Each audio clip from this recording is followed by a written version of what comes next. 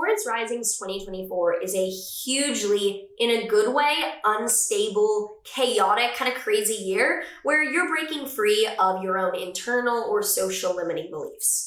If you're excited to find out what's coming up for you and your rising sign this 2024, which is like crazy to say, I remember doing 2019 yearly forecasts, like what the fuck. Anyway, like, subscribe, and hit the notification bell so you continue to be up to date next year with what the stars have in store for you. Hi, if you're new here, I am Maren. I make videos on astrology. I also put out music, so do stream my songs below.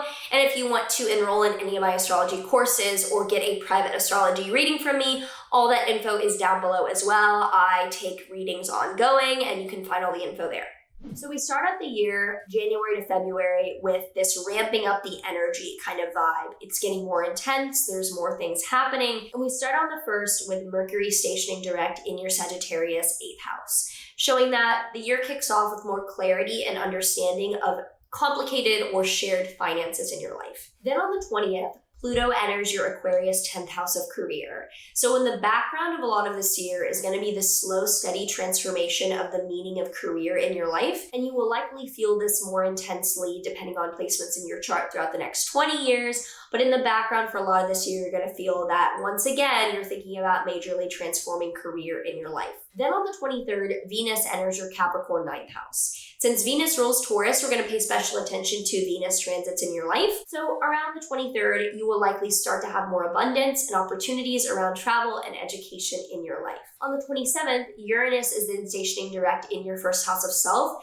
showing that you are ready and more confident and more comfortable to radically change your identity into more authenticity moving forward. And on Valentine's Day, Venus and Mars will conjoin Pluto in your Aquarius 10th house of career, showing that Valentine's Day looks like a very energized, busy, a lot happening time for your career. So March until May is this time of serious wake-up calls, but also awesome rewards. It's very mixed, polarizing. We start out on March 3rd to the 9th with Venus and Mars in Aquarius squaring Uranus in your 1st house. So definitely showing that there's a lot of dynamics at work, and you are causing some chaos by being quite all over the place, where there's a lot of work attention and you are being chaotic. You're being kind of difficult. Then on the 11th, Venus enters your Pisces 11th house, showing that you're going to be getting really along really well with networking or your career people or like professional contacts during March. On the 21st, Venus will conjoin Saturn in your 11th house.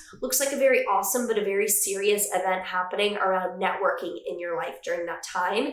And on the 25th, there is a lunar eclipse in your Libra 6th house, showing a huge ending or letting go of people that you work with or a health lifestyle decision near the end of March that will take place over much of this year that you decide upon. From April 1st to the 25th, there's a Mercury retrograde in your Aries 12th house of mental health. So do be aware that you're likely going to be going inward and reconsidering your mental health during a lot of April. On the 3rd, Venus will conjoin Neptune in your 11th house. This is amazingly beautiful for an opportunity that seems too good to be true but isn't, and it is awesome around networking or social opportunities in your life. On the 5th, Venus enters your Aries 12th house. So as you go inward to resolve mental health issues, you're actually likely to find a lot of peace, solace, and beauty in that meditative period during April. And on April 8th, there is a total solar eclipse in your 12th house, showing a huge groundbreaking new beginning, the most important new beginning of the entire year, having to do with your mental health most specifically. So huge changes inward. And then on April 20th, Jupiter will conjoin Uranus in your 1st house. This is an extremely important period because it shows the sudden, chaotic, giant abundance of breaking free and liberating yourself during April 20th, during the last few days of April. And on the 29th, Venus enters your 1st house, showing that you're getting more of what you want, you're manifesting what you want, and you have more harmony within yourself. On the 29th, Mars is going to conjoin Neptune in your 11th house, showing a spiritual warrior energy or fighting for a really aligned cause with a group of people or in an activist sense. As we get into May, things continue to be awesome. On May 18th, Venus conjoins Uranus in your first house. And on the 23rd, Venus conjoins Jupiter there, showing that you are suddenly being generous and getting things, and things are being amazingly randomly gifted to you, and you are out and about being so kind and so gracious, and there's a huge amount of opportunities by the end of May. On May 23rd, Venus will enter Gemini, which is your second house of income, and on May 25th, Jupiter enters Gemini, showing that for the year ahead with Jupiter in Gemini from June until June 2025, you are getting a lot of money. That's basically it. That abundance and finances are what is growing for you during that year. Now, June until August is a pretty dramatic summer, but it's not that serious or bad. So on June 8th, Venus squares Saturn between your 2nd and 11th houses, showing that you might feel as if your friends are putting a damper on your ability to make or save money, something financially, at odds with them. On the 17th, Venus enters your Cancer 3rd house, so during a lot of June, you might feel as if you have writing abilities or want to share some words and write about things. Now, from June 29th until November 14th,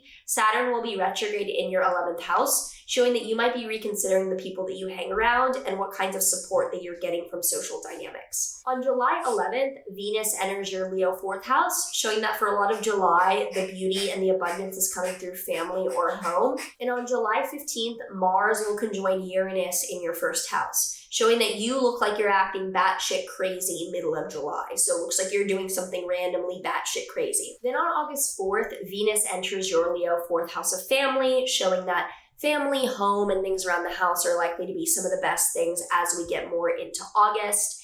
And from August 5th to 28th, there is a Mercury retrograde in your 5th house and in your 4th house in Virgo and Leo, showing that August is likely going to be a time of reconsidering your creativity, your dating, and your home life. Now on the 14th, Mars will conjoin Jupiter in your 2nd house of income, showing that you are putting a lot of effort and hard work and struggle into making a lot of money. Then on the 19th, there's a background transit, which is relevant for this kind of background energy. Jupiter is going to score Saturn between your 2nd and 11th houses, showing that you might feel as if you're making all this money, but the people that you're around don't want you to succeed, or they're putting up obstacles. Now, from September onward, it is a more inward time to focus and go within. On September 1st, Pluto retrograde re-enters your Capricorn 9th house. So briefly, you're tying up the final loose ends of a 20-year transformation of beliefs or travel and relocating in your life that's finally tying up around the beginning of September. Then on September 17th, there is a lunar eclipse in your Pisces 11th house. This shows an ending or a letting go of a chapter around socializing and networking in your life, which will be like the ending of, you being with a certain group of people. And on September 22nd, Venus enters your Scorpio 7th house. So September into October looks like a beautiful time for one-on-one close relationships.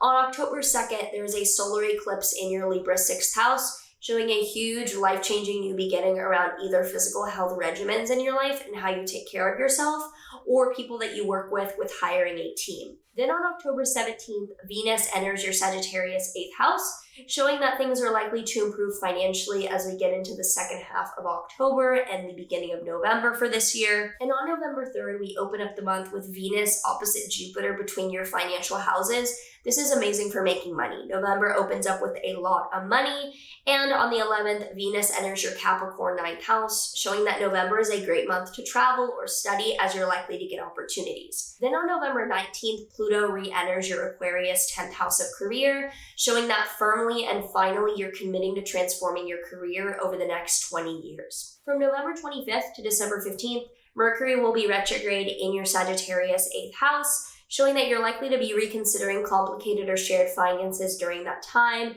into like November, December. And from December 6th to February 23rd, 2025, Mars will be retrograde in your Leo 4th house of home or family. So for those 2.5 months, you're likely going to be reconsidering or redoing home environment or family living environments in your life. Then on December 7th, Venus enters your Aquarius 10th house. So we're going to end the year with career opportunities or ease. And on December 24th, there is a final Jupiter-Saturn square, showing that still you might feel like socially you're being pressured not to make money in a certain way.